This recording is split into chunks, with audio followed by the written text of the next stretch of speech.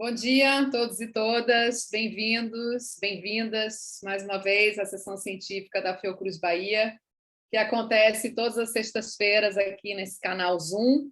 Essa sessão ela é gravada e ela fica disponível no canal YouTube da Fiocruz a partir de segunda-feira. Então, se você quer conhecer um pouco mais sobre o que a gente faz, visite nosso site. Se você quer assistir as sessões que a gente já teve durante esses 2 anos de Covid-19, reassistir alguma coisa, confere também no nosso canal, tem muita coisa boa, muita palestra boa, então eu convido todos e todas a participarem.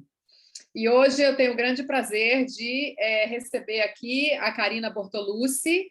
A Karina fez doutorado em imunologia e pós-doutorado em imunologia também pela Universidade de São Paulo. Ela foi pesquisadora visitante do Instituto Gulbenkian, em Portugal, e da Genentech, nos Estados Unidos. Foi vice-chefe e depois chefe do Departamento de Ciências Biológicas e também coordenadora da pós-graduação, da Pró-Reitoria de Pós-Graduação em Pesquisa da Unifesp. Atualmente, ela é professora associada do Departamento de Farmacologia da Escola Paulista de Medicina, que faz parte da Universidade Federal de São Paulo, a Unifesp, e é também livre docente em imunologia pela mesma universidade. A Karina atua na área de imunidade inata, com foco no estudo de vias moleculares envolvidas na ativação dos inflammossomas e o impacto para o controle das infecções e desenvolvimento de patologias inflamatórias, que é o assunto que ela vai falar para a gente hoje. A Karina também faz parte do Keystone Symposia Programming Consultants e é a nossa atual vice-presidente da Sociedade Brasileira de Imunologia. E disso tudo, a Karina é também minha parceira, junto com o Helder Nakaya, no podcast Imune, que é oferecido pela Sociedade Brasileira de Imunologia. Então, convido também vocês, todos e todas, a conferirem a nossa temporada de episódios que a gente gravou esse ano, todos relacionados à Covid-19, falamos de diversos assuntos, todos com convidados super experts nos temas que a gente abordou. Então, confere também aí nos melhores tocadores de podcast, vocês vão ouvir lá eu, Karina e Helder, e nosso convidado falando sobre Covid-19. Super bom. Karina, muito obrigada por aceitar nosso convite nessa manhã de sexta-feira, e o palco é seu. Gente, obrigada, Camila, minha partner, né? A gente brinca bastante, que a gente brinca de podcast, e eu tenho o enorme prazer de estar aqui hoje falando para vocês. Infelizmente, não estou na Bahia, né? Porque tudo que eu queria neste momento era estar na Bahia. Já vi aqui várias carinhas, na verdade, vários nomes de pessoas muito queridas para mim, então é um enorme prazer estar aqui hoje mostrando para vocês um pouquinho do que a gente tem feito nesses últimos anos. Então, vamos lá, eu vou colocar minha apresentação.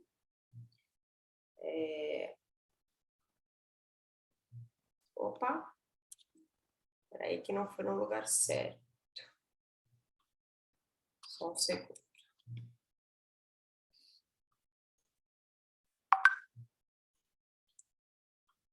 Ué. Pronto.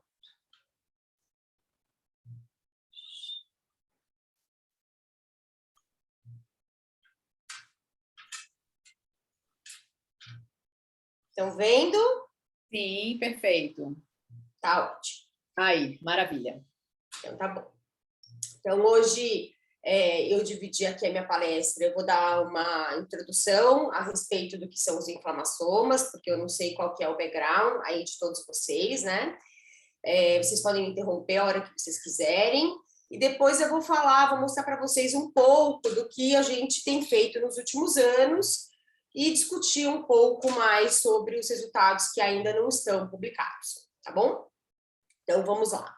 Então, primeiro, o que são os inflamassomas? Então, os inflamassomas, não sei se vocês conseguem, deixa eu ver se eu faço aqui uma... Vocês conseguem ver o meu mouse mexendo, Cá? Sim, conseguimos. Tá, beleza. Então, eu não vou colocar nenhum point, tá? Tá. Então, os inflamassomas, eles são plataformas formadas de várias proteínas dentro das células, né? E essas plataformas, elas são iniciadas a partir de estímulos que podem vir de patógenos ou de danos ou distúrbios celulares. Essas plataformas têm como objetivo, né, recrutar e ativar caspases inflamatórias. No caso das plataformas que são conhecidas como inflamassomas canônicos, é a caspase 1 que é recrutada nessas plataformas, e no caso dos inflamassomas não canônicos, é a caspase 11 que é a efetora destas plataformas. Deixa eu ver. Esse negocinho aqui que está aqui no meio da minha tela, está também no meio de vocês ou não? Não. Só aparece a sua flechinha do mouse. Tá bom. Então, essas plataformas, elas foram 20 anos atrás pelo grupo aqui do Jürgen Chopp, e hoje a gente sabe bastante sobre elas, apesar de termos ainda muitas questões básicas relacionadas à sua ativação. Tá? Então, essas plataformas que eu falei, que são formadas por várias proteínas, essas proteínas, elas podem ser proteínas iniciadoras, proteínas adaptadoras e proteínas efetoras. As proteínas iniciadoras, que são aquelas que iniciam a formação da plataforma e que, na verdade, sentem o estímulo que vem de patógeno ou de danos celulares, elas podem ser da família dos Nod-like receptors, que tem esse domínio aqui de oligomerização baseado em nucleotídeo, ou da família das pirrins. Essas proteínas que iniciam, então, vão recrutar uma molécula adaptadora, que é denominada ASCII, que, por sua vez, via ligação de domínio com domínio homólogo, recruta a caspase efetora. Então, é mais ou menos assim. Essas proteínas iniciadoras que estão presentes no citoplasma das células, não apenas em células imunes, várias células têm essas proteínas, elas se encontram em situações homeostáticas numa conformação fechada. Tá? Mediante estímulos que podem ser de padrões moleculares de patógenos, padrões moleculares de danos celulares ou distúrbios citoplasmáticos, elas mudam a sua conformação e, então, podem recrutar agora a molécula adaptadora ASCII, que se liga domínio com domínio. Então, é uma ligação homotípica de domínio com domínio. Então, tem algumas proteínas iniciadoras que têm um domínio efetor chamado PID, que se liga no domínio PID dessa molécula adaptadora ASCII. Essa molécula adaptadora, ela é uma adaptadora porque ela tem um domínio de recrutamento e ativação de caspase, que é chamado CARD, Caspase Activating Recruitment Domain.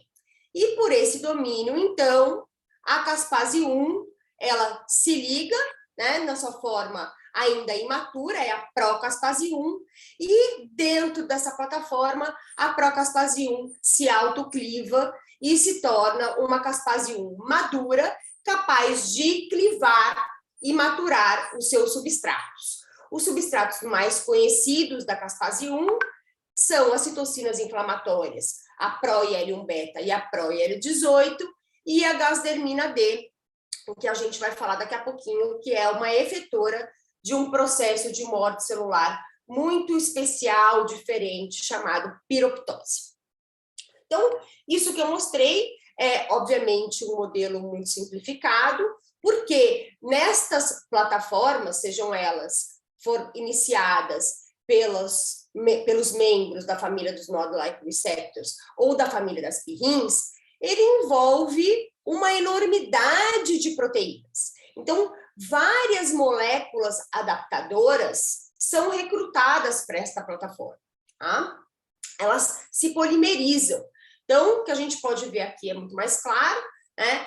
Esta plataforma, ela forma um local, né, que a gente chama de puncta ou spec de ASCII, aonde estão todas essas proteínas juntas. Se a gente olhar mais de perto, a gente vê que isso aqui tem uma estrutura fibrilar, né? E essa estrutura fibrilar, ela pode ser representada assim.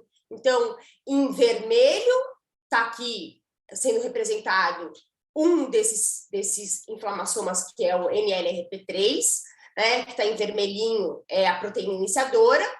Em azul, a gente consegue ver aqui, na verdade, em verde está o NLRP3, em azul está aqui a molécula ASC sendo recrutada, e em amarelo a caspase 1. Então, veja que uma única plataforma é formada de muitas proteínas, e elas são muito organizadas, né, numa estrutura helicoidal, e assim, muitas moléculas de procaspase 1 são recrutadas e autoclivadas para liberar, então, a caspase 1 ativa. Tá? Hoje, a gente conhece alguns desses inflamassomas, né, que eles são denominados pelas proteínas que as iniciam, e os mais conhecidos são esses 5 aqui.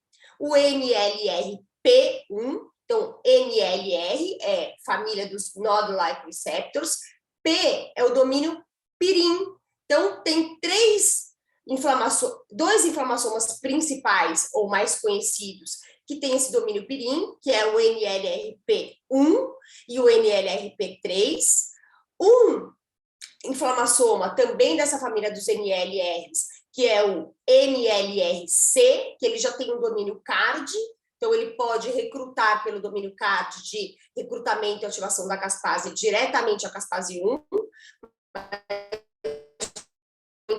também usa a molécula adaptadora ASC, porque junto com essa molécula adaptadora as respostas são otimizadas. Então, NLRP1, NLRP3, NLRC4, da família dos NLRs, e os inflamassomas PIRIN e AIM2, da família das PIRINs. Tá? Cada uma dessas plataformas, elas respondem a estímulos diversos ou diferentes. Então, o NLRP1 responde especialmente a toxinas e também a TEGOND.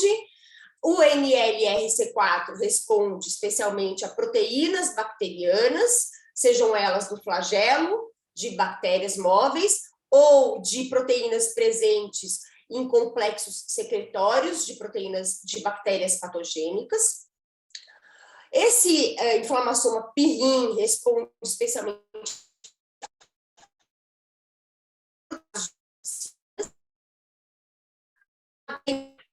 o NLRP3 é um cara menos seletivo, digamos assim.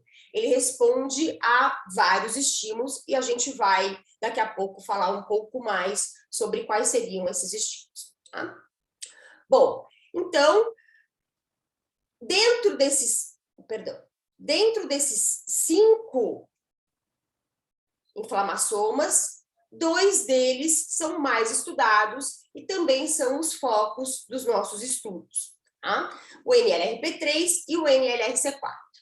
O NLRP3, como eu falei, ele é um inflamassoma pouco seletivo, porque muitos estímulos diferentes são capazes de ativar esse inflamassoma.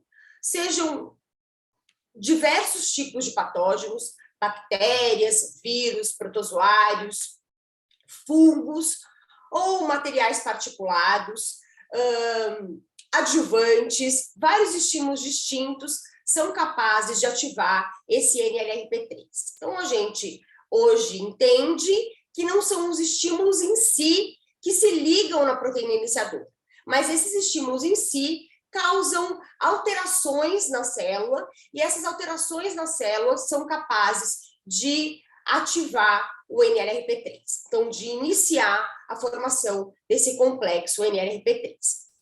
O NLRP3, ele é ativado em 2 passos.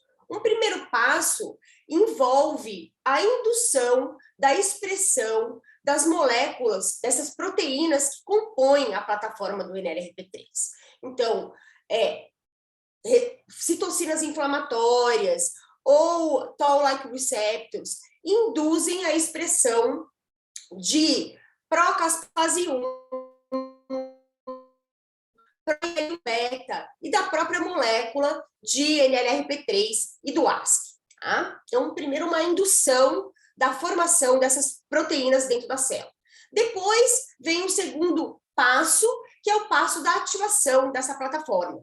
E, como eu falei, vários estímulos induzem alterações dentro da célula.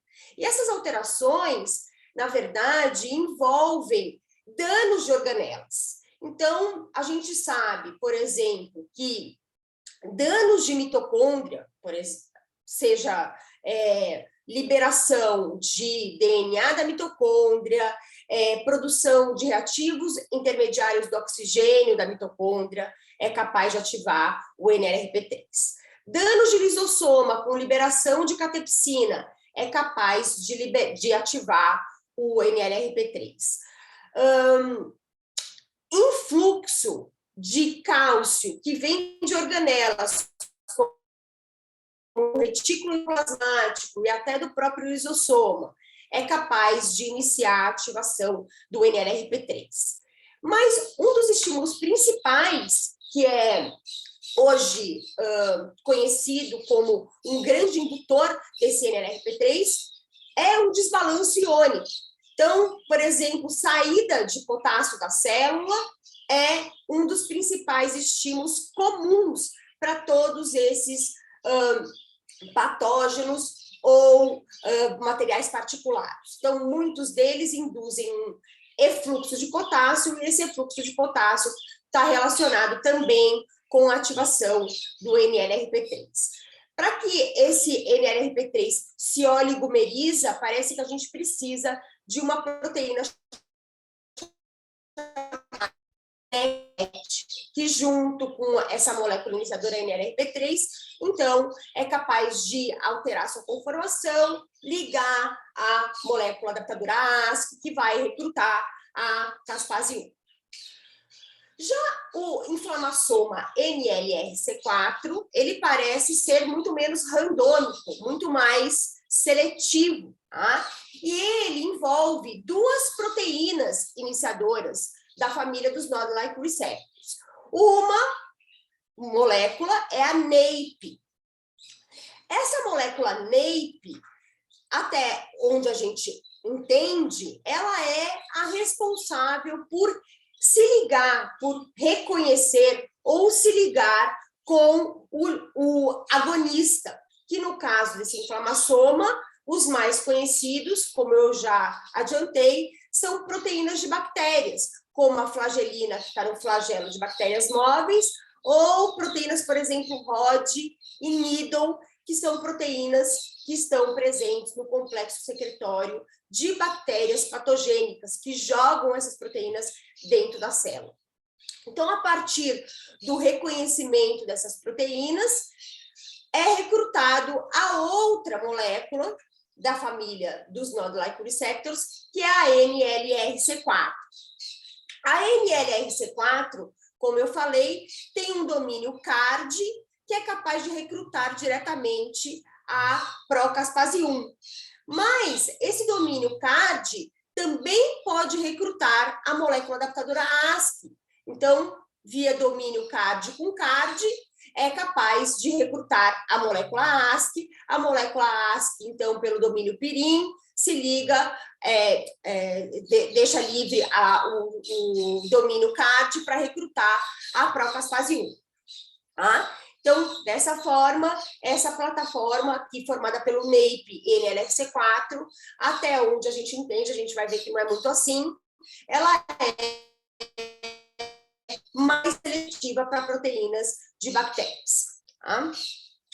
Mas, nos últimos anos, tem sido mostrado que esta plataforma, especialmente a molécula NLRC, ela está envolvida em outros vários contextos que não contextos bacterianos. Sejam eles contextos infecciosos, já foi demonstrado o papel de NLRC4, por exemplo, em fungos e até em vírus, ou em contextos estéreis, especialmente relacionados ao sistema nervoso central.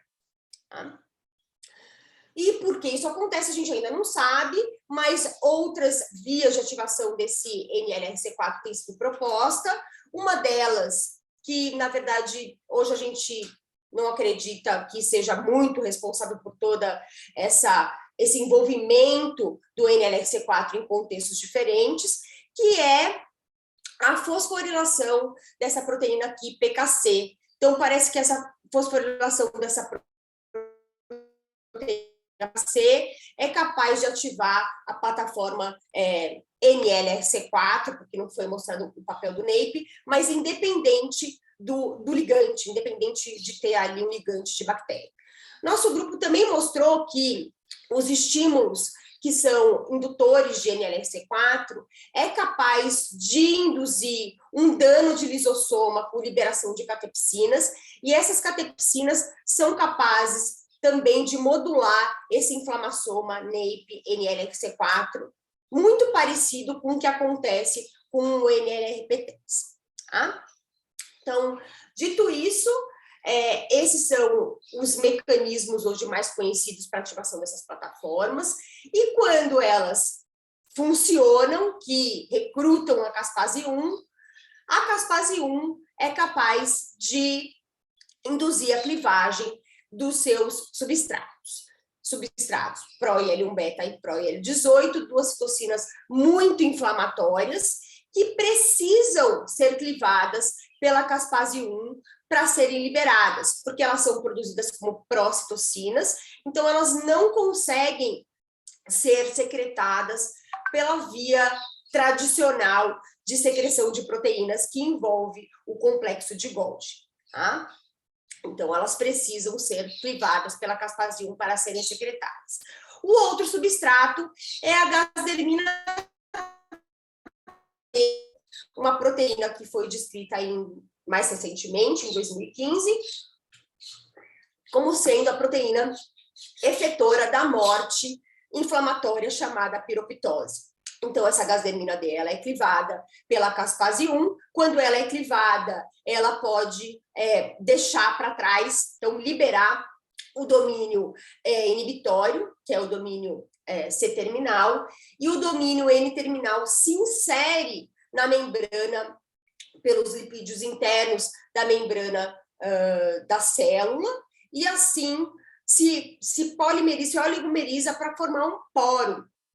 Esse poro tem mais ou menos 15 nanômetros aí de diâmetro, e ele permite a saída não apenas de fatores internos da célula, né, como íons, água e também alguns padrões moleculares de danos da célula, mas também permite a secreção da IL-1-beta e da IL-18.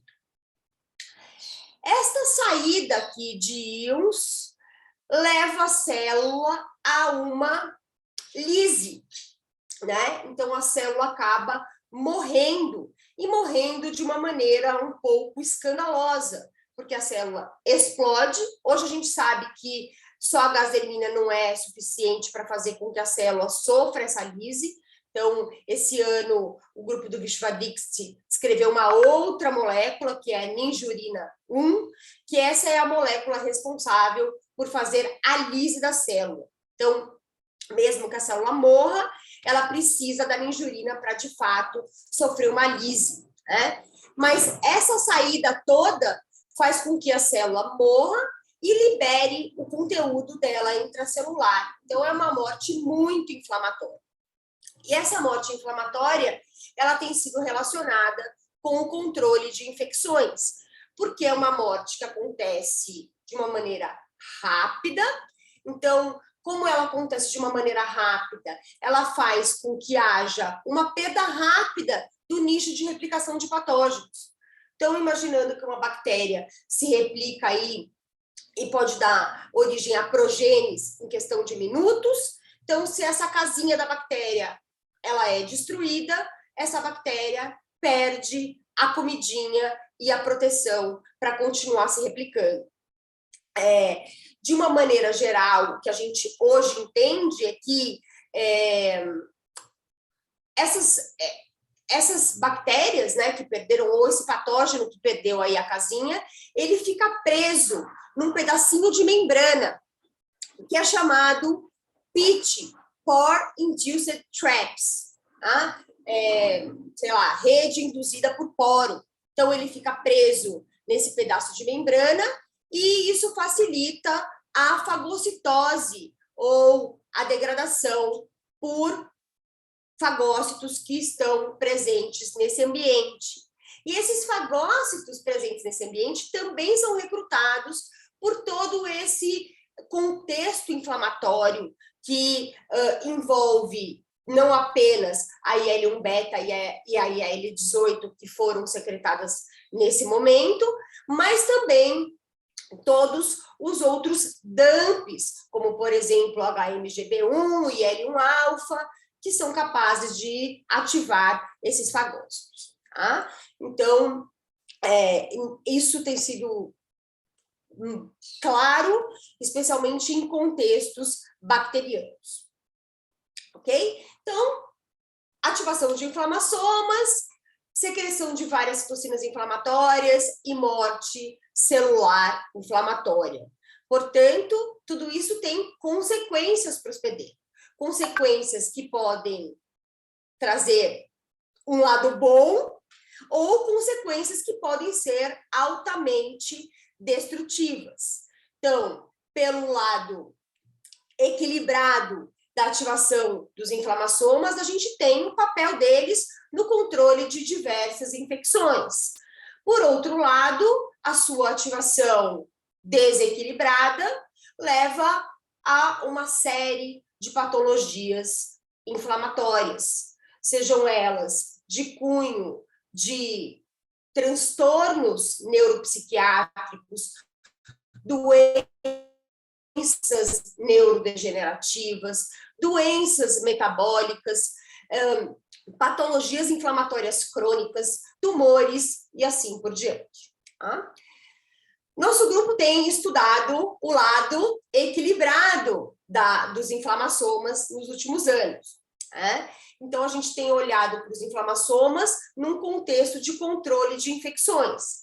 E a gente sabe que, além da secreção de IL-1-beta e IL-18 e da indução da piroptose, a ativação dos inflamassomas pode levar à indução de outros mecanismos efetores que são chamados menos convencionais. Né? Então, o nosso grupo e outros grupos têm mapeado uma série de mecanismos efetores, dentro deles, outros processos de morte celular, secreção de mediadores inflamatórios, mediadores lipídicos inflamatórios, outros processos bastante interessantes, como a expulsão de algumas células, especialmente no intestino, e regulação de moléculas microbicidas, que é o que o nosso grupo vem estudando nos últimos anos. Então, no primeiro artigo do nosso grupo com inflamassomas, nós mostramos que a ativação de NAPE e NLRC4 pela flagelina era capaz de induzir a expressão da AINOS, que é a enzima NO-sintase induzida, responsável pela secreção de um mediador muito importante no controle de patógenos intracelulares, que é o óxido nítrico. Então, nós mostramos que, na ausência de NAPE e de NLRC4, não havia a indução da AINOS pela flagelina, que é o componente do flagelo de bactérias móveis, e esta indução da AINOS era completamente dependente de caspase-1, seja do ponto de vista translacional ou transcripcional. Depois de alguns anos, nós mostramos que isso envolvia uma regulação epigenética dessa enzima. Então, envolvia a clivagem de uma proteína ligada à cromatina, que é a PARP1. Quando a PARP1 ela é clivada, ela pode deixar a cromatina, e essa cromatina, então, ela é descondensada e permite a ligação de fatores de transcrição, nesse caso, o NF-κB, para transcrever o gene da AINOS. Então, nós mostramos que em células que têm essa PARP1 não clivada, a gente não consegue induzir a expressão da AINOS. E isso acontece de fato, a cromatina não está acessível nos locais de ligação para o fator de NF-κB. Pois bem, mas muitos dos mecanismos que envolvem o controle de infecções mediados pelos inflamassomas, eles são relacionados a infecções bacterianas, né? Ou pelo menos há alguns anos atrás eles eram muito relacionados ao controle de infecções bacterianas. Então, nós decidimos estudar essas plataformas num contexto de infecções por protozoários, né? Obviamente, por uma paixão por esses organismos. Tá? Então, o primeiro trabalho que mostrou o papel dos inflamassomas no controle de infecções por protozoários foi o trabalho do Dario, que mostrou que o NLRP3 é importante para controlar a infecção por Leishmania major. E nesse mesmo ano, 2013, nosso grupo mostrou que o NLRP3 também participa do controle do Trypanosoma cruzi. Nós mostramos que isso tinha uma relação com a ativação dos macrófagos, porque os macrófagos dos animais nocautes para NLRP3 e nocautes para caspase-1 eram altamente permissivos à replicação do Trypanosoma cruzi, até mais do que aqueles macrófagos que não tinham a molécula adaptadora da maioria dos receptores do tipo TOL, que não tinham MID88. E isso tinha uma relação, essa permissividade dos macrófagos estava diretamente relacionada com a incapacidade dessas células de produzir óxido nítrico. Tá? Mais para frente, mais recentemente, nós mostramos que, além da indução de NO, o NLRP3 também controla a infecção pelo Trypanosoma cruzi por macrófagos, induzindo um processo de autofagia. Então, a gente pode ver aqui que, na presença do NLRP3, ou seja, em macrófagos selvagens, é formada essa estrutura aqui grande, que é chamada autolisossoma, né, que ela é formada de autofagossomas que expressam o LC3 e também de lisossomas. Então, os parasitas se encontram dentro dessa estrutura onde eles podem ser degradados. O que não acontece, então eles se encontram aqui dentro onde eles podem ser degradados. O que não acontece na ausência do NLRP3. Então, na ausência de NLRP3, a gente pode ver os parasitas, os tripomastigotas, aqui em compartimentos muito separados dos autofagossomas e dos lisossomas. Então, até essa estrutura chamada autofagossoma é formada, mas ela não se funde para degradar o patógeno. Tá? Então, NLRP3 participa do controle da infecção por Trypanosoma cruzi. Mas, e aquele outro inflamassoma, que na verdade é o meu inflamassoma do coração, que é o NAPE-NLRC4. Esse inflamassoma, ele é importante para controlar infecções por bactérias, mas a gente sabe que não participa apenas em contextos bacterianos. Portanto, a próxima pergunta foi: será que ele tem alguma participação na infecção por protozoários? E, fazendo uma historinha mais curtinha, o que a gente viu é que, de fato, os macrófagos desses animais que não têm a molécula NLRC4, eles são altamente permissivos à replicação do Trypanosoma cruzi, de maneira bastante semelhante ao que a gente encontra nos macrófagos que não têm o NLRP3. Né? Tá, mas será que isso envolve uma ativação não clássica ou clássica do NLRC4? Ou seja, será que isso envolve, por exemplo, aquela fosforilação, né, dessa PKC que acontece de maneira e que ativa essa inflamação de maneira independente do ligante? Ou isso depende de alguma maneira de NAPE, que é aquela proteína que reconhece as moléculas bacterianas? Para isso, nós usamos, para responder essa questão, nós usamos 2 nocautes que eu trouxe lá do laboratório do Vishwadixit, da Genentech. Um deles tem essa molécula NLRC4 fosforilada. Então, ele já tem aquela molécula NLRC4, em teoria, ativada. E trouxemos também esses nocautes aqui, desses membros NAPE. Então, esse macrófago não tem nenhum membro NAPE murino. E o que a gente pôde ver é que, na ausência de NAPE, os macrófagos também são altamente permissivos. Mas, na presença dessa NLRC4 altamente fosforilado, esses macrófagos, eles não são mais resistentes. Pelo contrário, eles até parecem um pouquinho mais suscetíveis. Mostrando, então, que a fosforilação de NLRC4 é dispensável para a resposta do NLRC4 ao Trypanosoma cruzi, mas o NAPE é necessário. Isso também parece acontecer em vivo, né, num fenômeno um pouco menos robusto, porque os animais, eles, com esse Trypanosoma cruzi que eu uso, eles não morrem, mas na ausência de NLRP3 e NAPE-NLRC4, eles têm um adiantamento da parasitemia e uma maior parasitemia. Então, NAPE e NLRC4 participam do controle da infecção pelo Trypanosoma cruzi. Aí a próxima questão, na verdade, será que isso é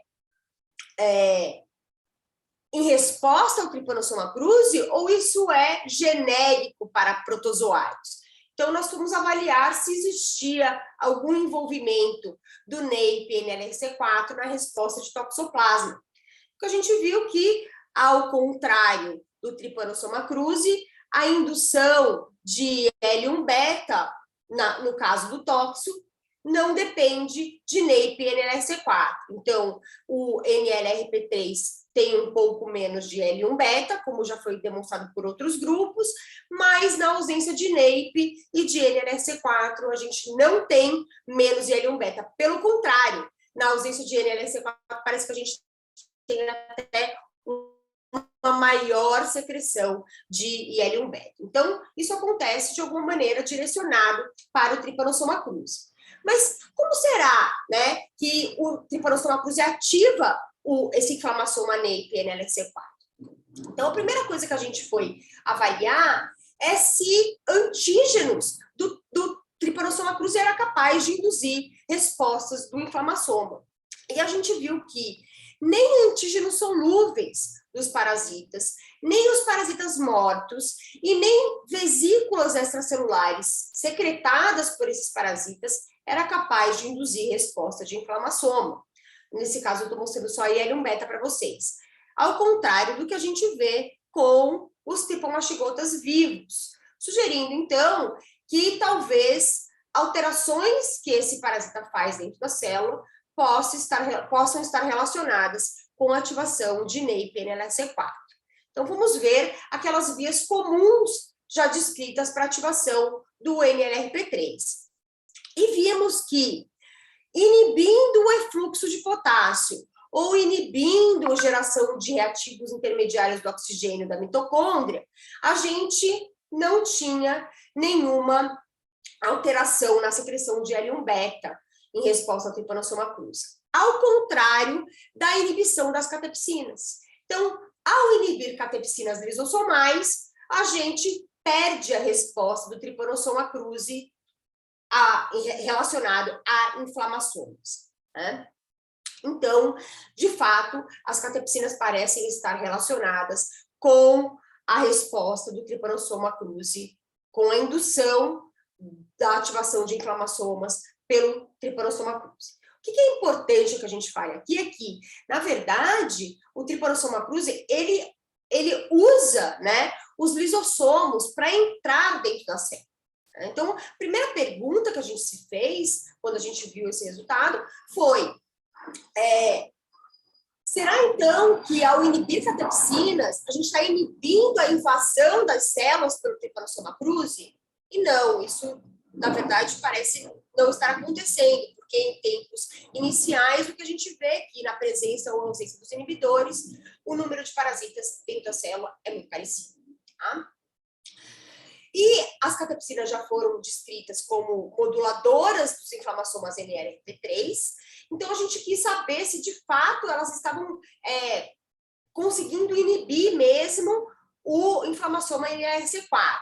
E é difícil a gente fazer isso com um parasita que pode ativar diversas plataformas diferentes. Então, para isso, a gente usou um ligante, né, que é aquele que eu já descrevi, que é a flagelina, um ligante específico de NEIP-NLRC4. A gente vê que, de fato, a catepsina inibe, né, a secreção de L1-beta por essas células, mas isso também acontece na ausência de NLRP3, mostrando, então, que a catepsina pode, sim, modular o inflamassoma NEIP-NLRC4 na ausência do inflamassoma NLRP3.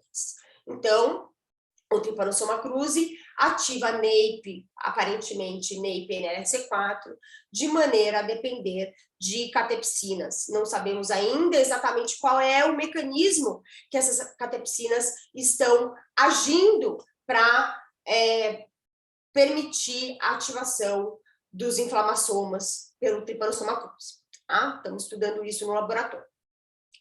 Agora, a próxima pergunta foi: nós mostramos que os macrófagos são altamente permissivos à replicação do Trypanosoma cruzi, e qual seria, então, o mecanismo de controle desses inflamassomas? O que a gente viu, mais uma vez, é que na ausência tanto de NLRP3 como de NEIP-NLRC4, a secreção de NO é praticamente abolida. E isso tem uma relação com a deficiência na indução da transcrição gênica dessa enzima AINOS. Então, de fato, na ausência de qualquer uma dessas moléculas, a gente tem uma redução muito grande na expressão da AINOS. Tá? Então, mostrando que, de fato, o mecanismo que esses inflamassomas eles usam é muito parecido. Mas, tá, NLRP3 e NEIP-NLRC4 estão relacionados à mesma resposta ao Trypanosoma cruzi. Será que eles funcionam de maneira igual, parecida, aditiva, relativa? Como que é isso, né? Então, para tentar entender um pouquinho mais desta resposta, nós selecionamos cepas de Trypanosoma cruzi, na verdade, cepas Y, porque todos eles são Trypanosoma da cepa Y de Trypanosoma cruzi, mas de virulências diferentes. Nós fizemos isso passando esses parasitas em vivo, fizemos 20 passagens dos parasitas em vivo, para que ele se torne mais patogênico, e em seguida pegamos essa cepa patogênica e fizemos diversas passagens in vitro, porque a gente sabe que passando esses parasitas in vitro, a gente faz com que ele vá perdendo a sua virulência, né?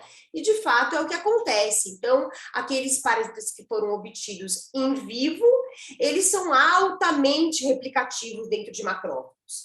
E isso vai perdendo, essa capacidade é perdida ao longo da passagem dessas cepas in vitro.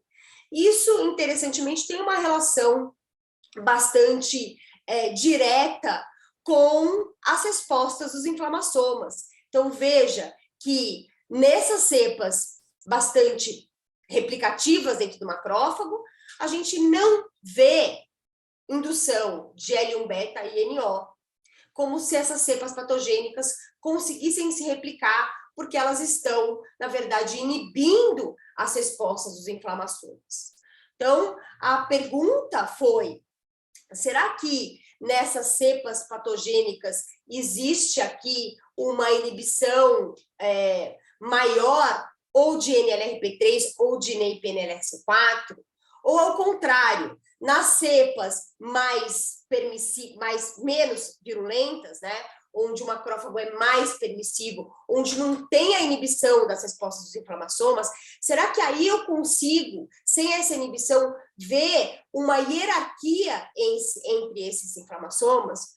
E aparentemente não.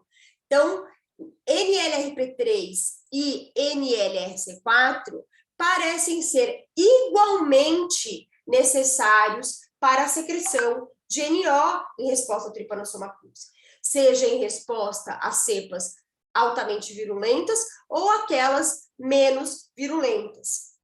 E a ausência dos dois inflamassomas não aumenta a deficiência dessas células na secreção de NO. Estou mostrando só o NO aqui, mas isso também acontece para IL-1 beta e também para o controle desses parasitas in vitro. Tá? Então, isso, na verdade, ainda é uma pergunta em aberto no nosso laboratório. Será que esses inflamassomas funcionam juntos, né, no mesmo complexo, como já foi mostrado para a Salmonella typhimurium, por exemplo? Então, parece que para a Salmonella typhimurium, NLRC4 e NALP3 são recrutados no mesmo complexo, ou, de alguma maneira, existe outro mecanismo que a gente não está conseguindo enxergar para explicar essa participação aí não redundante desses dois inflamassomas. Aparentemente, o Trypanosoma cruzi induz a formação de um único SPEC na célula, né? Mas a gente ainda não sabe exatamente se esse SPEC contém ou o NALP3 ou o NAPE-NLRC4, ou se de fato NAPE-NLRC4 e NALP3 estão na mesma célula e são necessários para que essa resposta seja de fato iniciada ou otimizada. Tá? Então, isso está em aberto ainda.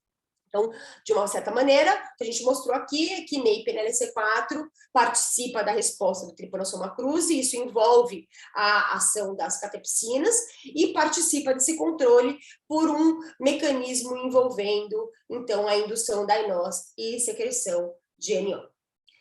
Tá. Mas será que tudo é NO, né, nessa vida? Então, para isso, nós nos perguntamos: será que a piroptose, aquela morte celular superinflamatória, poderia estar participando aí da resposta ao Trypanosoma, aos protozoários, né? Para isso, nós, na verdade, usamos os animais deficientes em Gazermina D.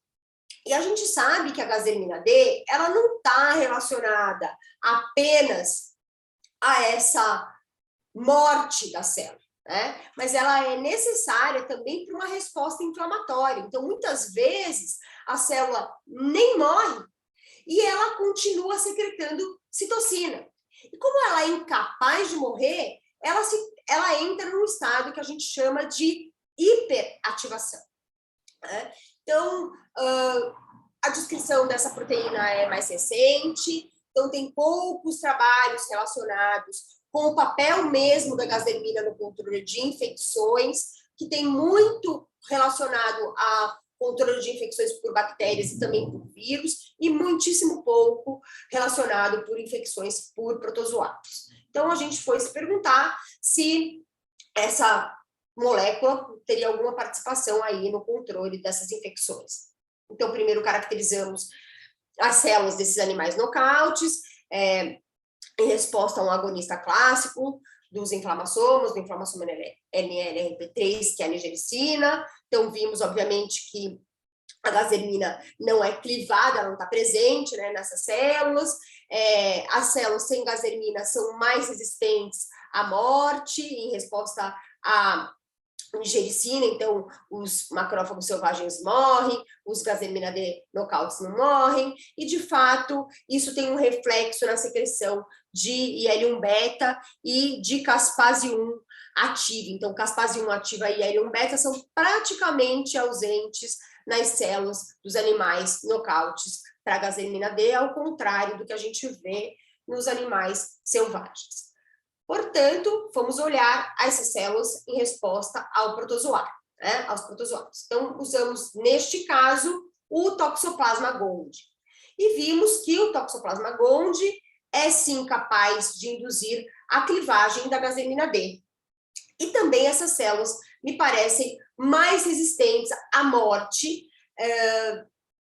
durante a infecção pelo Toxoplasma gondii. É importante ressaltar aqui que, na verdade, o Toxoplasma não induz uma morte maciça das células, como a gente vê em resposta à nigericina, por exemplo. A nigericina é uma toxina bacteriana que induz uma destruição muito rápida e maciça dos macrófagos. O Toxoplasma e até o Trypanosoma cruzi, eles, na verdade, vão induzir uma perda das células muito mais mecânica pela quantidade de patógenos que tem ali dentro dessa célula, do que uma morte visível, como a gente consegue mapear no caso da nigericina, tá? Mas, de uma certa maneira, mais células são sempre observadas na ausência de Gazdermina do que na presença de Gazdermina. Tá? Mas, para nossa surpresa, quando a gente foi olhar o papel da Gazdermina no controle da infecção pelo Toxoplasma gondii, o que a gente viu foi que essas células eram altamente resistentes. Então, a gente tem aqui esse Toxoplasma marcado com GFP, né? Dá para ver claramente que nas células dos animais selvagens há uma intensa replicação desse protozoário. E isso não é observado na ausência da Gazdermina. Essas células são muito resistentes à replicação do Toxoplasma. Isso não tem uma relação com um estado de hiperativação clássica da célula, porque na ausência da Gazdermina, o que a gente vê é que as células secretam menos IL-1 beta em resposta ao protozoário, e também secretam, de uma maneira, menos outras citocinas inflamatórias, como, por exemplo, interferon beta, IL-23, IL-6, IL-1-alfa. Então, esta maior resistência não poderia ser explicada por essa hiperativação clássica das células deficientes em Gazdermina. Então, a gente foi ver se tinha alguma relação com uma enzima chamada endoamina de oxigenase. A endoamina de oxigenase é uma enzima que consegue retirar o triptofano do milieu, né, do microambiente, e, de uma certa maneira, especialmente células humanas, são muito... células humanas, na verdade, o toxoplasma é muito suscetível a esse mecanismo mediado pela endoamina de oxigenase, especialmente em células humanas. Então, a gente foi ver se, de alguma maneira, esta enzima estaria relacionada com a maior resistência das células nocautes para Gazdermina na infecção pelo Toxoplasma gondii. Para isso, a gente inibiu farmacologicamente essa enzima, e o que a gente viu é que não, essas células não se tornaram mais suscetíveis à infecção pelo Toxoplasma gondii sem a endoamina de oxigenase. Na verdade, nem as células dos animais selvagens. Portanto, endoamina de oxigenase parece ser dispensável para a resistência dos macrófagos Gazdermina D em resposta ao Toxoplasma gondii. Portanto, nos resta nós, mais uma vez. E, de fato, na ausência de Gazdermina D, as células dos animais infectados pelo Toxoplasma gondii secretam altos níveis de NO. Né? Mais uma vez, isso também tem uma relação com a indução gênica dessa enzima. Então, há uma maior expressão proteica da AINOS na resposta pelo Toxoplasma gondii, mas a indução gênica é impressionante, 300 vezes mais AINOS a gente vê em relação aos animais selvagens. Então, na ausência de Gazdermina, há uma regulação muito grande dessa AINOS. E se a gente inibe a AINOS, o que a gente vê é que, de fato, o fenótipo de resistência das células Gazdermina D nocaute é, de fato, revertido. Então, na presença de inibidor, a gente abole a secreção de NO e isso faz com que as células Gazermina D nocaute se tornem agora altamente permissivas à replicação pelo Toxoplasma gondii. E isso não acontece na infecção pelo Trypanosoma cruzi. Pelo contrário. Então, as células do Gazermina D nocaute, elas são mais suscetíveis à infecção pelo Trypanosoma cruzi do que as células selvagens, e isso tem uma relação, ainda que um fenótipo não tão robusto, com a menor secreção de NO. Então, a Gazermina D atua num contexto parasita dependente, né, para controlar a infecção por um mecanismo que envolve a produção de NO. Então, nem todos os caminhos levam a Roma, mas parece que todos eles, nas mãos dos meus alunos, levam ao óxido nítrico. Tá? Então, isso agora a gente está estudando no laboratório, a gente sabe que, de fato, existem trabalhos agora muito recentes mostrando uma regulação, aí um potencial de regulação de gazermina com a ainosa, então parece que na ausência de ainosa a gente também tem uma maior indução da clivagem de gazermina, então esses mecanismos parecem aí se contrabalancear, afinal são dois mecanismos bastante letais, né, porque o óxido nítrico, ele paralisa a cadeia respiratória das mitocôndrias, então ele também leva a célula à morte, então parece que esses dois mecanismos parecem aí estar atuando de maneira a se balancear. Isso parece ter várias vias metabólicas, não apenas as vias glicolíticas, como também vias relacionadas à mitocôndria, que é o que a gente está olhando agora no laboratório. Tá? Então, eu acho, Cá, que eu não tenho mais tempo, né? Estou em cima da hora, eu ia falar um pouquinho sobre o que a gente tem feito do sistema nervoso central, é rapidinho, mas se quiser eu posso parar agora para a gente conversar. Vou pedir para parar, porque aí a gente tem um tempinho aqui para conversar e já fica o convite para a próxima. O que você acha? Tá, ótimo. Então, só deixa eu agradecer aqui o meu laboratório. Por favor. Os slides, mas eram bem rápidos.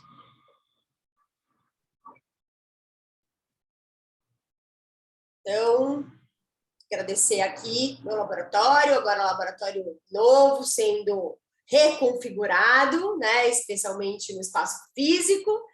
Eu quero agradecer todos os meus alunos que fizeram parte desses resultados que eu estou apresentando, os colaboradores e, obviamente, as agências de fomento. Então, é isso. Estou pronta para as perguntas.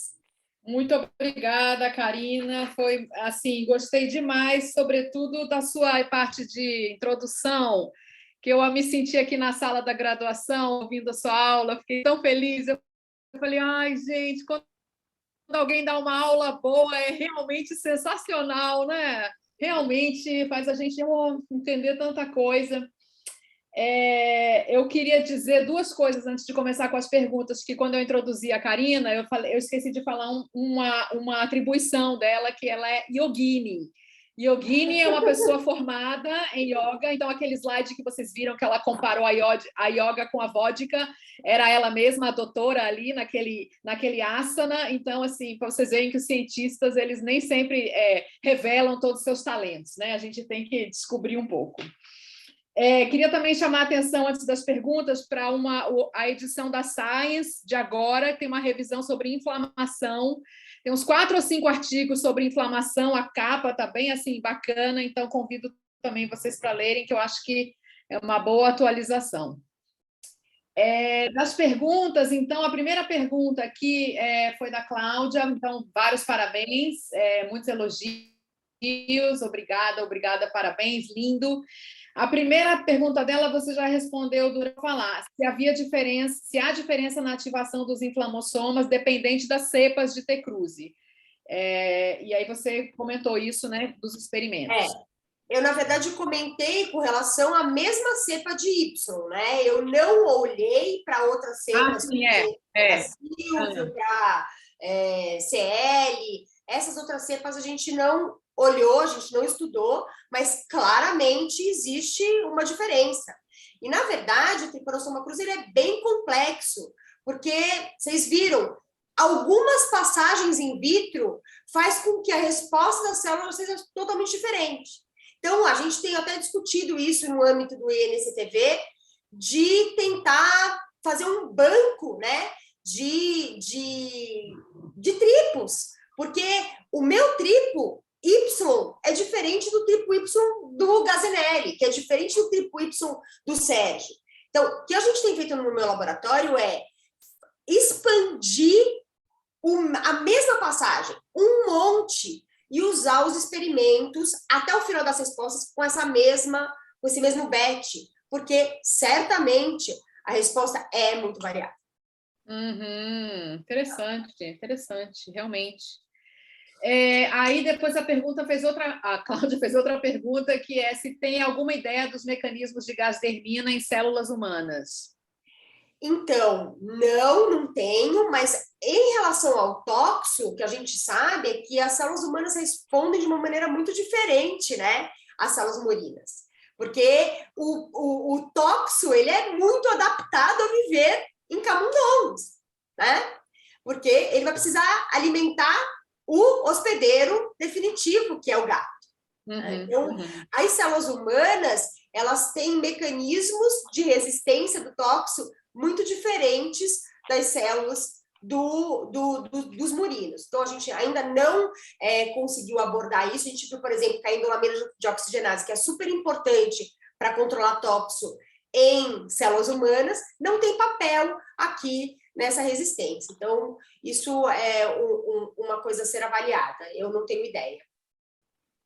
Tá. O Lucas pergunta assim, ele elogia também, parabéns pela incrível apresentação, e a pergunta dele é, em um processo crônico de inflamação, comum em algumas doenças parasitárias, pode-se dizer que os inflamossomas agem de uma forma mais nociva do que benéfica? E qual seria a associação deles com o processo de fibrinogênese? Tá. Então, certamente, os inflamossomas têm um papel aí na patologia de doenças crônicas, né? Isso é clássico para algumas patologias, e hoje a gente sabe, por exemplo, Covid, né? Então, ou uma inflamação de longo prazo, ou uma inflamação descontrolada, mesmo numa fase aguda, que essas plataformas são capazes de induzir, tem uma relação direta com a patologia, né? Então, isso está claro, por exemplo, em malária, né? Malária, o inflamassoma é super relacionado a patologias, seja malária cerebral, malária placentária, né? O que a gente não sabe, aqui, que na verdade, pelos meus resultados, eu não posso te dizer, é que o inflamassoma tem um papel importante no controle inicial da infecção, se lá para frente ele vai ter um papel nocivo. Tá? Creio que para esses patógenos que a gente está estudando, né, especialmente para o Trypanosoma cruzi, que esse controle inicial ele é absolutamente fundamental para que esse processo crônico não aconteça de uma maneira tão robusta. Tá? Então, nesse sentido, eu acredito que ele vai ter um papel bem menos importante na patologia do que no controle da infecção. Tá? Agora, se o patógeno persistir, certamente esse processo crônico pode levar a uma patologia e ele vai ser muito mais patológico do que benéfico. Né? Com relação à fibrinogênese, tudo que eu vou te falar aqui vai ser um chute, porque eu não estudo isso, né? Então, tudo vai ser básico, livro Abas, né? Livro Janeway. Vai ser como os referentes falam, highly speculative. Exatamente. Então, tudo, obviamente. E L1-beta tem um papel importante nesse processo todo, né? Seja lá da indução, do início dessa resposta inflamatória, que vai certamente levar uma fibrinogênese. Então, é especulativo. Tá? O Mittermeier também dá parabéns e pergunta de que forma seus resultados podem contribuir para a busca de novas terapêuticas para o controle da infecção pelo cruzi. Então, de novo, é uma pergunta que eu acho que é bastante relevante, né? Não é o foco do nosso laboratório trabalhar para a busca de terapias, mas obviamente que todas essas informações relacionadas ao papel dessas plataformas aí, em contextos infecciosos, podem levar à busca de novas terapêuticas. Então, no caso do Trypanosoma cruzi, que é onde a gente tem mais resultados em vivo, certamente a ativação inicial, então, fármacos que levem a uma ativação inicial dos inflamassomas são bem-vindas, né? Agora, exatamente, esses têm que agir de maneira muito pontual e muito regulada, porque a ativação desregulada pode levar a uma piora do quadro do hospedeiro.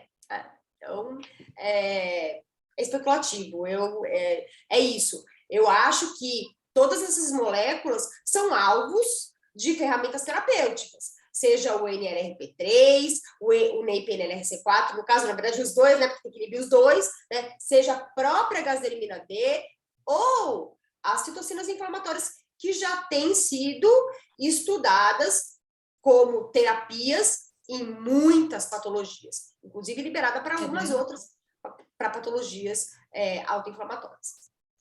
Uhum. O Orison pergunta assim, também elogia e pergunta: quanto à ativação do NLRC4 por cruzi, você acredita que o parasita pode ter algum ligante para NAIP que faz um papel semelhante à flagelina ou ROD, por exemplo?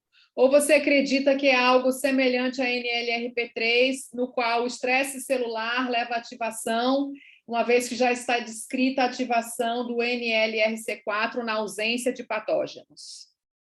Então, essa foi a questão central. Primeiro, Leitinho, você vai participar aí da tese do meu aluno, você pode perguntar para ele melhor do que para mim, né? E agradeço até o Leitinho, porque ele foi um pioneiro aí nesses tóxicos da vida, né? Olha, é assim, você quer saber o que eu acredito? Eu acredito que ele funciona como um sensor, talvez, de distúrbios, no caso do Trypanosoma cruzi.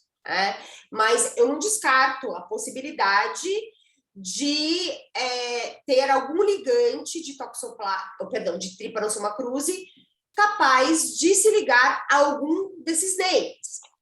Não descarto. Mas o que é muito robusto, muito reprodutível no meu laboratório é que a inibição de catepsinas zera a resposta de todos os inflamassomas. Tá? Então, zera NO, zera IL-1-beta. Então, de alguma forma, as catepsinas estão relacionadas aí. Tá? Se ela faz com que eu tenha menos antígeno ou menos moléculas disponíveis, pode ser, tá? Mas eu acredito que, assim como a gente ainda não achou nada específico para ativar o NLRP3, eu acredito que o NAP e o NLRC4 possam funcionar dessa mesma maneira, porque a gente sabe que, né, hoje em dia tem sido descrito o papel, especialmente do NLRC4. O que foi surpresa aqui foi o NAP funcionar igual ao NLRC4, né? Porque o papel do NLRC4 em contextos estéreis já tinha sido mostrado, inclusive em dor crônica, foi o próprio Thiago Cunha que mostrou isso, né? Controle de osmolaridade, um trabalho do Ruslan Metstov. Mas o NAP tá junto nessa história. Tá? Então, ele reconhecendo ou não reconhecendo ninguém, ele é modulado pela catepsina.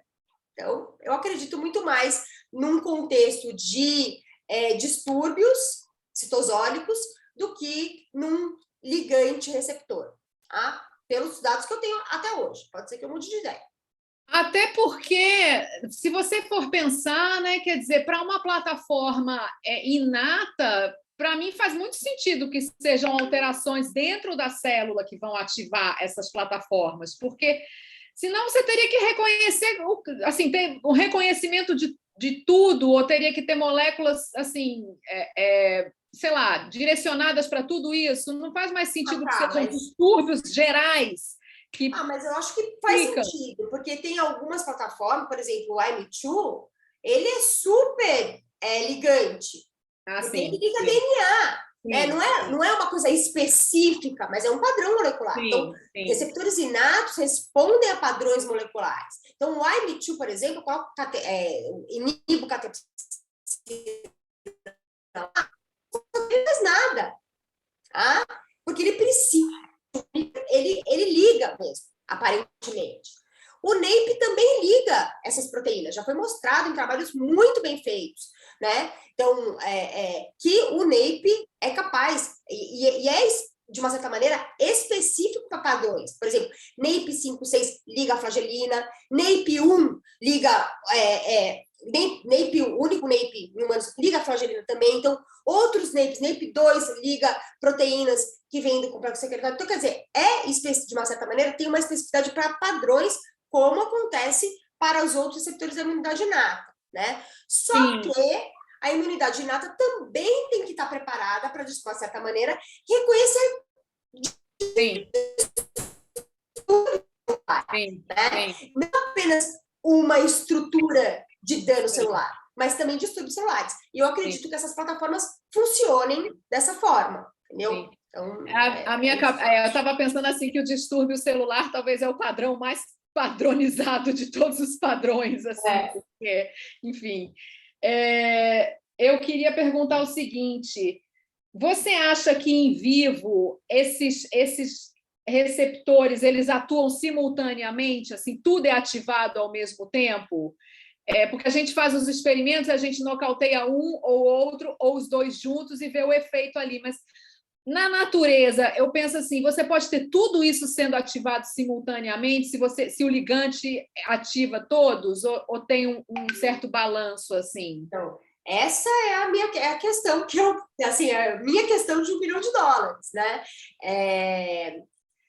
Olha, Cá, é assim, isso ainda é muito discutido, tá, na literatura, né? Porque mesmo esses trabalhos que mostraram a presença de duas moléculas numa mesma plataforma, ainda tem gente questionando porque foi feito por microscopia, sei lá, acho que não foi muito a fundo, né, para mostrar por diversas outras metodologias, né? O que a gente sabe é que a grande maioria das células tem uma plataforma de ASCII formada, tá? Um único spec de ASCII.